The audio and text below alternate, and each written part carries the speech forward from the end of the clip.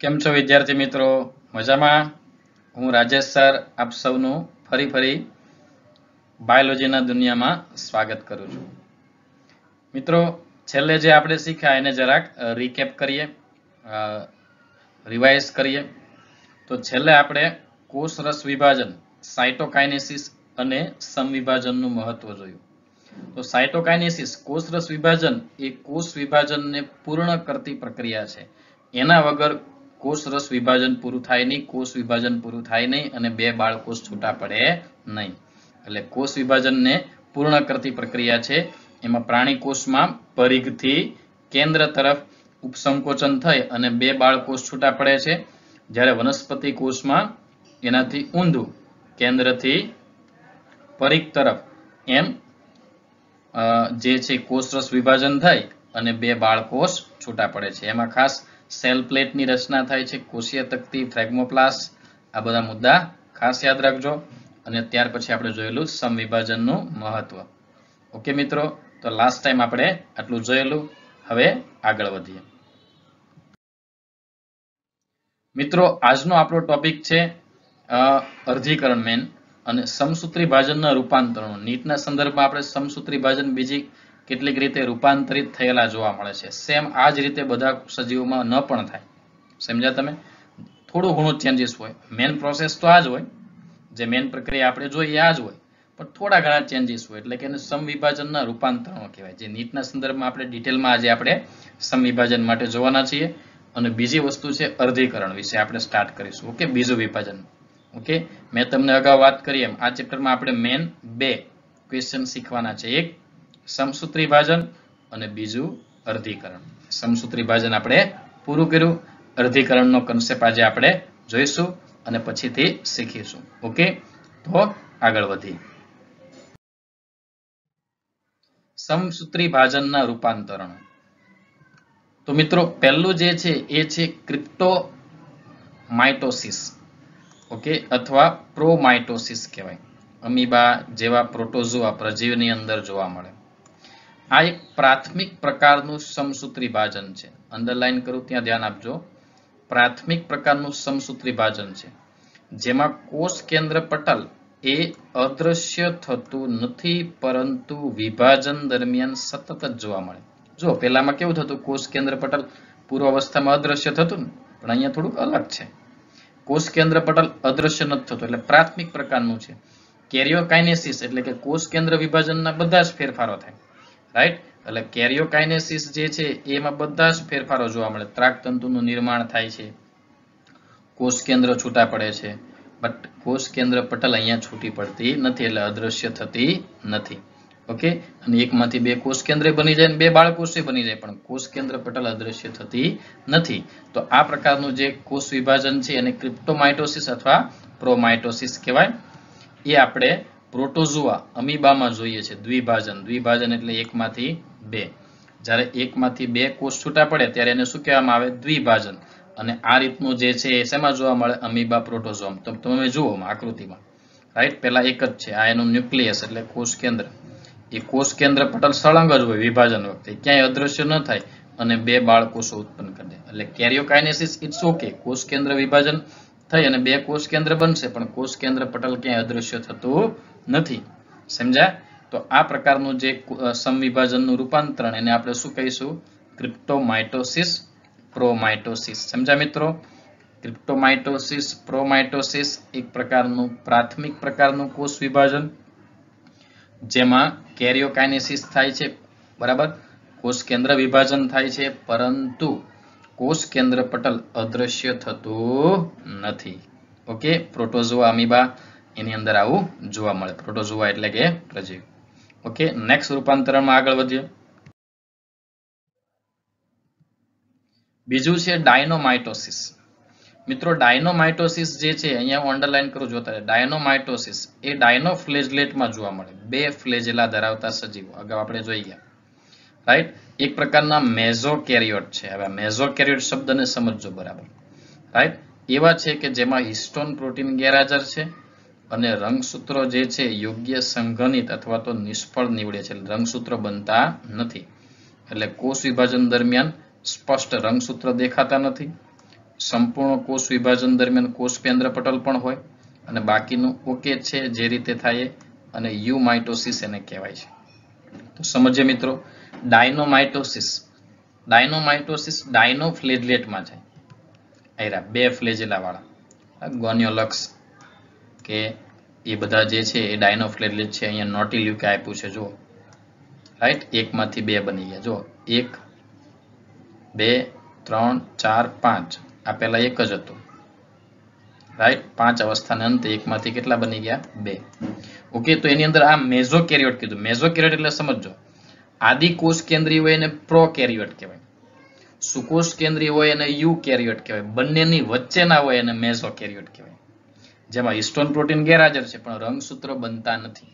રંગસૂત્ર જેવી રચના બને પણ રંગસૂત્ર બનતા નથી. એટલે આની અંદર પણ કોષ વિભાજન દરમિયાન, સમવિભાજન દરમિયાન ક્યાંય પણ રંગસૂત્ર જોવા નથી મળતા. અગાઉની જેમ જ આમાં પણ કોષ કેન્દ્ર પટલ અદૃશ્ય થતું નથી, રાઈટ. બાકીનું કેરિયોકાઇનેસિસ ઇટ્સ ઓકે છે, રાઈટ. અગાઉ પ્રમાણે જ એમાં કેરિયોકાઇનેસિસ થાય. આ પ્રકારના વિભાજનને શું કહેવાય? યુમાઇટોસિસ. ઓકે મિત્રો, નીટ માટે આ મુદ્દા યાદ રાખવાના છે. તો ફરીથી બીજું રૂપાંતરણ છે ડાયનોમાઇટોસિસ. શેની અંદર જોવા મળે? ડાયનોફ્લેજેલેટમાં, રાઈટ. એક પ્રકારના કેવા છે? મેઝોકેરિયોટ. મેઝો એટલે વચ્ચે આવશે, મધ્યમાં કોની વચ્ચે? આદિકોષ કેન્દ્રી એટલે કે પ્રોકેરિયોટ અને યુકેરિયોટ સુકોષ કેન્દ્રી, બંનેની વચ્ચેના કહેવાય. બંનેની વચ્ચેનું જે બંધારણ આવે એ મેઝોકેરિયોટ કહેવાય. એમાં હિસ્ટોન ગેરહાજર છે અને રંગસૂત્રો યોગ્ય સંઘનિત થતા નથી, એટલે રંગસૂત્રો જોવા મળતા નથી. ઓકે, બાકીનું જે અગાઉ જોયું એ પ્રમાણે આ પ્રકારના કોષ વિભાજનને શું કહેવાય? યુમાઇટોસિસ. ઓકે, સમસૂત્રી વિભાજન જે આમાં થાય એને શું કહેવાય દોસ્તો? યુમાઇટોસિસ. ઓકે, તો આ સમવિભાજનનું બીજું રૂપાંતર હતું ડાયનોમાઇટોસિસ. ડાયનોફ્લેજેલેટમાં જોવા મળે, જે એક પ્રકારના મેઝોકેરિયોટ છે. આગળ વધીએ. ત્રીજું છે મુક્ત કોષ કેન્દ્રીય વિભાજન. આ તો તમને ખબર જ છે, આપણે વાત કરી કે આમાં સાયટોકાઇનેસિસ નથી થતું, એટલે કોષરસ વિભાજન નહીં થાય, એટલે કોષ સિન્સિટિયમ આવશે. સિન્સિટિયમ એટલે બહુ કોષ કેન્દ્રીય સ્થિતિ અને ભ્રૂણપોષ. ઓકે, એટલે આમાં ફક્ત જે છે કેરિયોકાઇનેસિસ જ થાય, કોષ કેન્દ્ર વિભાજન થશે બટ નો સાયટોકાઇનેસિસ. કોષરસ વિભાજન જ નહીં થાય. કોષરસ વિભાજન જ નહીં થાય તો કોષ કેન્દ્ર ઘણા બધા બનશે. બહુ કોષ કેન્દ્રીય સ્થિતિ, સિન્સિટિયમ, બરાબર. નાળિયેરનો પ્રવાહી ભ્રૂણપોષ, નાળિયેરનું પાણી એ મુક્ત કોષ કેન્દ્રીય ભ્રૂણપોષ. સમજ્યા? એમાં કોષરસ છૂટો પડતો નથી. ઓકે, તો આ ત્રીજું વિભાજન છે સમવિભાજનનું રૂપાંતર. મુક્ત કોષ કેન્દ્રીય એનું વિભાજન થાય, જેમાં કોષરસ વિભાજન થતું નથી, સાયટોકાઇનેસિસ થતું નથી, એટલે બહુ કોષ કેન્દ્રીય સ્થિતિ નિર્માણ થાય. એ બહુ કોષ કેન્દ્રીય સ્થિતિ એટલે સિન્સિટિયમ. યાદ રાખજો. આગળ વધીએ દોસ્તો. ચોથું જે રૂપાંતરણ છે એ છે એન્ડોમાઇટોસિસ. ઓકે, અંદર ધ્યાન આપતા રહેજો, અંડરલાઈન કરું. એન્ડોમાઇટોસિસ. એન્ડો એટલે અંદર, એટલે અહીંયા કોષ કેન્દ્ર વિભાજન જ નહીં થાય, કેરિયોકાઇનેસિસ જ નહીં થાય, પણ રંગસૂત્રનું દ્વિગુણન ચાલુ જ રહેશે. એટલે રંગસૂત્રની સંખ્યા બેવડાશે, એટલે રંગસૂત્રની સંખ્યા વધતી જ જશે. એને પોલિપ્લોઇડી કીધું છે, રાઈટ. એને કારણે જનીનની સંખ્યા પણ વધે, રાઈટ. અને કોલ્ચિસિન એક રસાયણ છે એ વનસ્પતિમાં આ બહુગુણિતતા એટલે કે પોલિપ્લોઇડી ફેરે રહેશે. અને કોલ્ચિસિન એ સમસૂત્રી ભાજનીય વિષ છે, જેને કારણે ત્રાકતંતુનું નિર્માણ પણ અટકે અને કોષ વિભાજન પણ અટકે. ખાસ મહત્વનો મુદ્દો. નીટની અંદર તમે પ્રશ્નો જોશો તો વારંવાર પૂછાયેલો આ પ્રશ્ન છે. સમસૂત્રી ભાજનીય વિષ કયું? કોલ્ચિસિન. એ સમવિભાજનને અટકાવી દે, રાઈટ. એટલે જ્યારે આપણે રંગસૂત્રોનો અભ્યાસ કરવો હોય તો કોષ વિભાજનને ક્યાંક અટકાવવું પડે. એ અટકાવવા માટે કોણ જોઈએ? કોલ્ચિસિન. અને એને કારણે કોલ્ચિસિને કોષ વિભાજન અટકાવી દીધું, પણ કોષ કેન્દ્રની અંદર તો પ્રોસેસ ચાલુ જ હશે, રાઈટ. એટલે કોષ કેન્દ્રની અંદર પ્રોસેસ ચાલુ હોય તો રંગસૂત્રની સંખ્યા n છે, એમાંથી શું થઈ જશે? 2n થશે. 2n માંથી શું થઈ જશે? 4n થશે. 4n માંથી શું થઈ જશે? 8n. ટૂંકમાં એની સંખ્યા વધ્યા જ કરશે, ડબલ જ થયા કરશે, રાઈટ. તો એને પોલિપ્લોઇડી કહે. બહુગુણિતતા, ગુણાકાર જ થાય, 2 4 8 16 ગણી સંખ્યા થવા લાગે રંગસૂત્રની, રાઈટ. કારણ કે કોષ કેન્દ્રની અંદર પેલી અવસ્થા ચાલુ જ છે. કઈ? જો આ અવસ્થા, જો અહીંયા વચ્ચેની જે આકૃતિ છે એન્ડોમાઇટોસિસની છે. ઓકે, તો શું થશે? જીવન તબક્કો થશે, S તબક્કામાં બધું ડબલ થશે, અને G2 પછી કોષ ક્યાં જાય? M તબક્કાની જગ્યાએ પાછો ક્યાં આવી ગયો? જો S માં પાછો G1 S G2, ચાલ્યા જ કરે તો રંગસૂત્ર ડીએનએ ડબલ થયા જ કરે, કોષ વિભાજન થાય જ નહીં, કોષ કેન્દ્ર વિભાજન થાય જ નહીં, રાઈટ. તો એન્ડોમાઇટોસિસ, એન્ડો અંતઃ કોષ કેન્દ્રીય વિભાજન, માઇટોસિસ એટલે સમવિભાજન, એન્ડો એટલે અંતઃ કોષ કેન્દ્રની અંદર વિભાજન થયા કરે પણ કોષ કેન્દ્ર વિભાજન થતું નથી, યાદ રાખજો. ઓકે, તો ફરીથી કહું છું, એન્ડોમાઇટોસિસ એટલે કે કોષ કેન્દ્રનું વિભાજન થતું નથી મિત્રો, સમજ્યા? કોષ કેન્દ્રનું વિભાજન થતું નથી, કેરિયોકાઇનેસિસની પ્રક્રિયા થતી નથી, રાઈટ. અને રંગસૂત્ર જે છે એની અંદર G1 S અને G2 આંતરાવસ્થાના એ તબક્કા ચાલુ જ રહ્યા કરે, એટલે રંગસૂત્રનું ડીએનએ આપણે જોયું ને, ડીએનએ 2C માંથી 4C થાય, 4C માંથી 8C, એટલે રંગસૂત્રની સંખ્યામાં શું થશે? વધશે, એટલે બહુગુણિતતા થશે. 2N માંથી 4N, 3N, 5N, 6N, 8N, right. એને કહેવાય પોલીપ્લોઇડ. યાદ રાખજો મિત્રો, બહુ મહત્વનો શબ્દ છે, આગળ આવશે, રાઈટ. અને એક રસાયણથી પણ એ પ્રેરી શકાય. કેમ? તો કે કોષ વિભાજન અટકાવી દો. કયું રસાયણ? કોલ્ચિસિન. કોલ્ચિસિન રસાયણ આપો એટલે કોષનું વિભાજન અટકી જાય. કોષનું વિભાજન અટકી જાય પણ અંદર કોષ કેન્દ્રનું તો ચાલુ જ હોય ને પ્રોસેસ, એટલે કોષ કેન્દ્રની પ્રોસેસ ચાલશે, એટલે રંગસૂત્રની સંખ્યા N, 2N, 3N, 4N, 5N વધ્યા જ કરશે, રાઈટ. એટલે પોલીપ્લોઇડ, બહુગુણિતતા થશે. અને ખાસ મહત્વનું રસાયણ છે કોલ્ચિસિન, યાદ રાખજો. બીજા કેટલાક રસાયણ જોઈએ. મસ્ટાર્ડ ગેસ અને રિબોન્યુક્લિએઝ એ પણ સમસૂત્રી ભાજનીય વિષ છે, એટલે સમસૂત્રી ભાજનને અટકાવે છે. મસ્ટાર્ડ ગેસ અને રિબોન્યુક્લિએઝ અને સાથે સાથે કોલ્ચિસિન. ઓકે, યાદ રાખજો, નીટની અંદર પ્રશ્નો પૂછાઈ ગયા છે ઓલરેડી, એટલે ખાસ મહત્વના છે. આ ચારે ચાર રૂપાંતરણો એનસીઆરટીમાં આપેલા નથી, એટલે સંપૂર્ણપણે તમારે નીટ માટે તૈયાર કરવાના, અને ખાસ નોટ ડાઉન કરી રાખજો. ભૂલી ગયા હો તો પાછો યાદ અપાઈ દઉં, નોટ ડાઉન કરવાનું ભૂલતા નહીં નીટના ટોપિક. ઓકે દોસ્તો, તો આ સમસૂત્રી ભાજન આપણું અહીંયા પૂરું થાય છે. હવે આ ચેપ્ટરમાં બે જ મહત્વના સવાલ હતા, એમાંથી બીજો અર્ધીકરણ, મિયોસિસ. ઓકે, સમસૂત્રી ભાજન મેં વારંવાર રિવાઇઝ કરીને તમને સમજાવ્યું છે, એટલે જો એની અવસ્થાઓ બધી યાદ હશે તો અર્ધીકરણમાં સેમ એવું જ છે, બહુ ઈઝી લાગશે.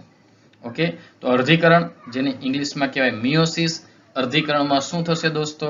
તો કે રંગસૂત્રની સંખ્યા માતૃકોષ કરતા અડધી થઈ જશે. આ એનું મેન વસ્તુ. ઓકે, સમજ્યા? અર્ધીકરણ જે છે, અર્ધીસૂત્રી ભાજન, એ શબ્દ કોણે આપ્યો? તો કે ફાર્મર અને મુરે. ફાર્મર અને મુરે નામના વૈજ્ઞાનિક દ્વારા આ અર્ધસૂત્રી ભાજન શબ્દ આપ્યો છે. આ એક વિશિષ્ટ પ્રકારનું કોષ વિભાજન જ છે, રાઈટ, જેના દ્વારા એકકીય સંતતિમાં રંગસૂત્રોની સંખ્યા જે છે, એટલે કે જે વિશિષ્ટ પ્રકારનું કોષ વિભાજન છે, જેને કારણે રંગસૂત્રોની સંખ્યા શું થાય? અડધી થાય છે. ઓકે, એટલે સંતતિમાં રંગસૂત્રોની સંખ્યા અડધી થઈ જાય. એટલે જો માતૃકોષ, જે મૂળ કોષ છે પિતૃકોષ, એમાં 46 હોય, 46, તો જે સંતતિ, જે બાળકોષ બનશે એના અડધા એટલે કેટલા થઈ જાય? 23. એટલે 46 એટલે 2n ગણીએ તો 23 એટલે કેટલા થઈ જાય? n, right. એટલે ટૂંકમાં અર્ધ એટલે અડધા થઈ જાય. શબ્દને સમજો મિત્રો, શબ્દને સમજો, જીવ વિજ્ઞાનને સમજો, કારણ કે જીવ વિજ્ઞાન એ શબ્દોની માયાજાળ છે. ઓકે, શબ્દોની માયાજાળ. સમસૂત્રી ભાજન, સમ એટલે સરખું રહે, અર્ધસૂત્રી ભાજન, રંગસૂત્રની સંખ્યા અડધી થઈ જશે. સિમ્પલ, ઇઝીલી માઇન્ડમાં કન્સેપ્ટ ઉતારી દો. આ વિભાજન ક્યારે થાય? તો કે પ્રજનન કોષોના નિર્માણ દરમિયાન થાય, એટલે શુક્રકોષ, અંડકોષ બનતા હોય ત્યારે. એટલે લિંગી પ્રજનન કરતા સજીવોના જીવન ચક્રમાં અર્ધસૂત્રી ભાજન દ્વારા એકકીય અવસ્થા ઉત્પન્ન થાય, રાઈટ. જે સજીવો લિંગી પ્રજનન કરે છે, નર અને માદા પ્રાણી બંને અલગ અલગ હોય, એ લિંગી પ્રજનન કરતા સજીવોમાં શુક્રકોષ અને અંડકોષ બને છે. નરની અંદર શુક્રકોષ, માદાની અંદર અંડકોષ. તો એ જે છે એ એકકીય હોય, અને એ નર અને શુક્રકોષ અને અંડકોષના જોડાણથી ફરીથી પાછી 2n સ્થિતિ થઈ જાય, અને નવો સજીવ બને એ પાછો 2n થઈ જાય, રાઈટ. તો ખાસ પ્રજનન કોષોના નિર્માણ સમયે આ જે છે અર્ધીકરણ થાય. પ્રજનન કોષો એટલે જ એનું સમાનાર્થી નામ છે જન્યુઓ. આવું તમે એમસીક્યુમાં જોશો મિત્રો, એટલે યાદ રાખજો, રાઈટ. પ્રજનન કોષોનો જ સમાનાર્થી શું કહેવાય? જન્યુઓ. એના નિર્માણ સમયે શું થાય? અર્ધીકરણ, મિયોસિસ, જેમાં રંગસૂત્રની સંખ્યા અડધી થઈ જાય. આ જો આપણે એક કન્સેપ્ટ જોઈએ. ઓકે, તો જો આકૃતિમાં ખાસ ધ્યાન આપજો, મિયોસિસ. ઓકે, આ P ફોર પેરેન્ટ હું લખી દઉં છું, આ 2n એટલે અહીંયા હું લખી દઉં છું 46 રંગસૂત્રો છે, રાઈટ. 46. 46 રંગસૂત્રો દ્વિકીય અવસ્થા 2n છે. આ માતૃકોષ પિતૃકોષ છે, રાઈટ. તો એમાં કોષ 2 વાર વિભાજન પામશે, યાદ રાખજો દોસ્તો.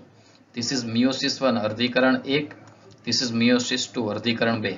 એટલે વિભાજનને અંતે કેટલા બાળકોષ ઉત્પન્ન થશે? 1, 2, 3 અને કેટલા? 4. ઓકે, તો અર્ધીકરણને અંતે કેટલા બાળકોષ ઉત્પન્ન થાય? 4. જ્યારે બાજુમાં જુઓ સમ વિભાજન માઇટોસિસ આપ્યું છે, એમાં જુઓ કોષ કેટલી વાર વિભાજન પામે? એક જ વાર. અને બાળકોષ કેટલા બનશે? 1 અને 2. ઓકે, તો સમ વિભાજનમાં જુઓ માતૃકોષમાં રંગસૂત્રની સંખ્યા આપણે 46 લઈએ 2n, તો જુઓ બાળકોષમાં કેટલી છે? 2n જ. એટલે એમાં રંગસૂત્રની સંખ્યા સમાન જ રહે, એટલે તેનું શું કહેવાય? સમસૂત્રી ભાજન.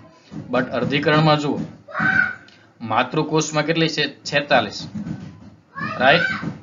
માતૃકોષમાં 46 છે, તો અહીંયા તમે જુઓ અર્ધીકરણથી કેટલા થઈ જશે? અડધા, 1n થઈ જશે. થઈ ગયા અડધા, રાઈટ. એટલે 2n ના n થઈ ગયા ઇન શોર્ટ, રાઈટ. એટલે જો 46 હોય તો આ બધામાં કેટલા થઈ જાય? એના અડધા, એટલે કેટલા કહેવાય? 23. સમજ્યા મિત્રો? તો અર્ધીકરણમાં કોષ 2 વાર વિભાજન પામશે અને કેટલા બાળકોષ બનશે? 4. કોષ 2 વાર વિભાજન પામશે, બાળકોષ કેટલા બનશે? 4. ઓકે, જ્યારે સમવિભાજનમાં કોષ 1 જ વાર વિભાજન પામશે અને બાળકોષ કેટલા બનશે? 2. અહીંયા આપણે આંકડાને આધારે જોઈએ. જુઓ, ઓકે, અર્ધીકરણ જુઓ 46 છે, તો અહીંયા કેટલા થઈ જાય બાળકોષમાં? 23. ઓકે, અને સમવિભાજનમાં જુઓ 46 છે, તો 46 જ રહેશે. સમસૂત્રી ભાજન એટલે સરખા રહે, અર્ધસૂત્રી ભાજન એટલે અડધા થાય. બટ મેઇન ડિફરન્સ તમે મગજમાં ઉતારતા જાઓ. સમસૂત્રી ભાજનમાં કોષ કેટલી વાર વિભાજન પામ્યો? 1 જ વાર. અને કેટલા બાળકોષ બન્યા?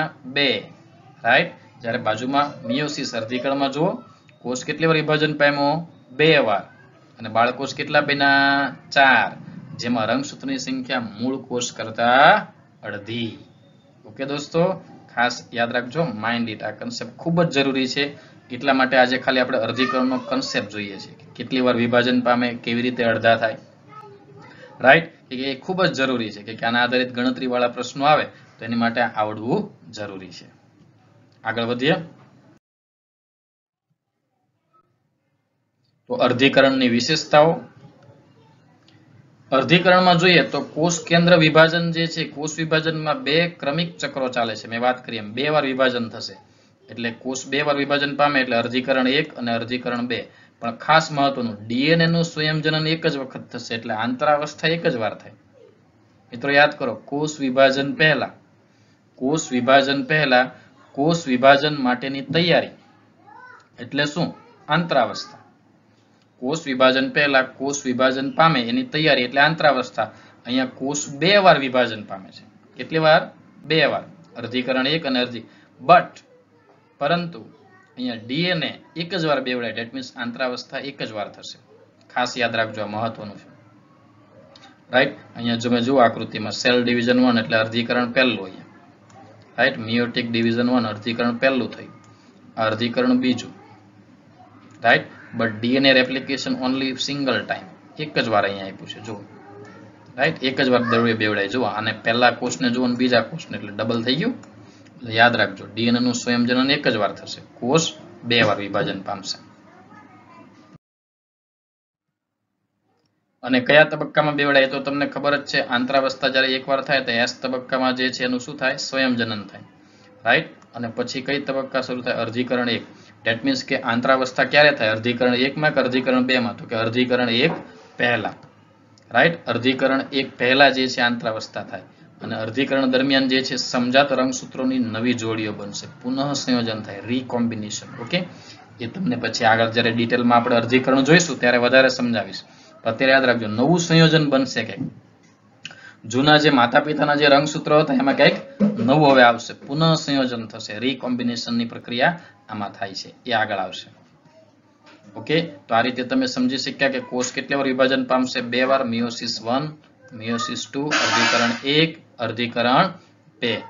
કોષ 2 વાર વિભાજન પામશે. ઓકે, અને રંગસૂત્ર DNA replication only single time, યાદ રાખજો. અને એ પણ અર્ધીકરણ 1 પહેલા દેખાય, મિયોસિસ 1 પહેલા જ થાય છે. ઓકે, તો હવે આગળ વધીએ. હા, અર્ધીકરણ 2 ને અંતે અર્ધીકરણ 1 પૂરું થાય એટલે તમે જો અર્ધીકરણ 1 પૂરું થાય એટલે 2 જ બાળકોષ બનશે, પણ અર્ધીકરણ 2 પૂરું થાય એટલે કેટલા બન્યા? 4. ઓકે, આકૃતિમાં જુઓ, એટલે અર્ધીકરણ 2 ને અંતે કેટલા બાળકોષ ઉત્પન્ન થશે? 4 બાળકોષ. ક્યારે? અર્ધીકરણ 2 ને અંતે કેટલા બાળકોષ ઉત્પન્ન થશે? 4. એટલે અર્ધીકરણમાં કોષ 2 વાર વિભાજન પામે, બાળકોષ કેટલા બનશે? 4. જેમાં રંગસૂત્રની સંખ્યા માતૃકોષ કરતા અડધી, એટલે માતૃકોષમાં 2n હોય તો બાળકોષમાં n, અડધા થઈ જાય. ઓકે, એટલે ખાસ યાદ રાખજો આ વાક્ય બધા. તો ઓકે દોસ્તો, તો હવે અર્ધીકરણની અવસ્થાઓ જે છે એને વર્ગીકૃત કરીએ. તો અર્ધીકરણ 2 પ્રકાર, એટલે 2 તબક્કા છે, અર્ધીકરણ 1 અને અર્ધીકરણ 2. કોષ 2 વાર ડિવિઝન પામે, રાઈટ? તો તમે અહીંયા જુઓ કે અહીંયા મિયોટિક ડિવિઝન 1 એટલે અર્ધીકરણ 1 અને આ અર્ધીકરણ 2 છે, રાઈટ? એટલે અર્ધીકરણ 1 ને અંતે કેટલા બને? 2 કોષો, અને 2 ને અંતે કેટલા બને? 4, રાઈટ? તો અર્ધીકરણ 1 અને અર્ધીકરણ 2, તો બેઝિકલી અવસ્થાઓ તમે જોઈ તો તમને ખ્યાલ આવી ગયો હશે કે આ તો પેલું જ છે, પૂર્વાવસ્થા, બાજનાવસ્થા, બાજનોત્તરાવસ્થા અને અંત્યાવસ્થા. અંત્યાવસ્થાનું અહીંયા બીજું નામ આપ્યું છે, ભાજના અંતિમ અવસ્થા, રાઈટ? વિભાજનનો અંત એટલે ભાજના અંતિમ અવસ્થા. તો થઈ ગયું ને પેલા જેવી જ અવસ્થા. એટલે એમાં જે ઘટના બની એ જ ઘટના બનશે, થોડોક ફેરફાર આવશે. એટલે મેં તમને ખાસ વારંવાર રિવિઝન કરાવ્યું સમસૂત્રી ભાજનની બધી જ અવસ્થાનું. એ 4 અવસ્થાનું રિવિઝન એટલા માટે કરાવ્યું દોસ્તો કે હવે તમને એ ઈઝી લાગશે, રાઈટ? તો અર્ધીકરણમાં 2 વાર થાય, અર્ધીકરણ 1, અર્ધીકરણ 2. અર્ધીકરણ 1 માં પાછા 4, પૂર્વાવસ્થા 1, ભાજનાવસ્થા 1, ભાજનોત્તરાવસ્થા 1 અને ભાજના અંતિમ અવસ્થા એટલે કે અંત્યાવસ્થા 1, રાઈટ? અર્ધીકરણ 2 માં પૂર્વાવસ્થા 2, ભાજનાવસ્થા 2, ભાજનોત્તરાવસ્થા 2 અને ભાજના અંતિમ અવસ્થા 2 અથવા તો અંત્યાવસ્થા 2, રાઈટ? એટલે વિભાજનની અવસ્થા તો એ જ થઈ, કોષ તો વિભાજન એ જ રીતે જ પામવાનું. પૂર્વાવસ્થા, ભાજનાવસ્થા એ ક્રમશઃ અવસ્થામાં જ જશે, રાઈટ? તો મેન થોડો ઘણો ડિફરન્સ અંદર રંગસૂત્રની સંખ્યામાં આવશે, બાકી બેઝિક ઘટના બધામાં કોમન હશે. સમજ્યા? એટલા માટે જ જે છે મેં તમને આ ખાસ કીધું છે કે તમે સમસૂત્રી ભાજન વારંવાર રિપીટ કરાવ્યું છે વિડીયો દ્વારા, આ રીતે લેક્ચરમાં, એટલે ખાસ તૈયાર કરી નાખજો. હજુ પણ કહું છું, હવે જે શરૂ થશે એ જ થશે. એટલે પૂર્વાવસ્થા 1 માં શું આવશે? તો કે જે પેલી પૂર્વાવસ્થામાં હતું એ જ. પૂર્વાવસ્થા 2 માં શું આવશે? એ જ. અંદરની ઘટના સેમ જ આવશે, થોડા ઘણા ચેન્જીસ આવશે. એટલે એ જો આવડતું હશે સમસૂત્રી ભાજનની 4 અવસ્થા, તો આ અવસ્થા એકદમ જ ઈઝી છે. સમજાણું? કોઈ નથી નવું. એટલે ખાસ હું તમને વારંવાર કહું છું કે આ અવસ્થાઓ પહેલા તૈયાર કરી નાખજો સમસૂત્રી ભાજનની 4. એટલે અર્ધીકરણની આ 1 અને 2 ની બધી જ અવસ્થાઓ એકદમ ઈઝીલી આવડશે. ઓકે, તો આ રીતે કોષ 2 વાર વિભાજન પામશે. બંને આપણે જોઈશું વારાફરતી. હવે આગળ વધીએ. ઓકે મિત્રો, ધેટ્સ ઓલ ફોર ટુડે. આજે આપણે સમવિભાજનના રૂપાંતરણો અને બીજું એક જોયું તે અર્ધીકરણનો કન્સેપ્ટ જોયો છે મેન. ખાસ મગજમાં ઉતાર રાખજો મિત્રો, રંગસૂત્રની સંખ્યા કે જે કઈ ગણતરી આપી 1-2 વાર પ્રેક્ટિસ કરી લેજો. માત્ર વાંચા કરીને ઉતારા નહીં કરતા, કોપી નહીં મારતા વિડીયોમાંથી. ઓકે, આ ખાસ મારે તમને કહેવાનું કે ખાસ તમે 1-2 વાર પ્રેક્ટિસ કરી લાગજો, વિચારજો માઇન્ડમાં. ઓકે દોસ્તો, તો ખાસ તૈયાર રાખજો, ભૂલતા નહીં, કેમ કે એ 4 અવસ્થા આવડી એટલે પછીનું તો તમને ઇઝીલી આવડશે. ઓકે, તો નવા વિડીયો લેક્ચર સાથે ફરી મળીશું. Till then, bye bye and take care.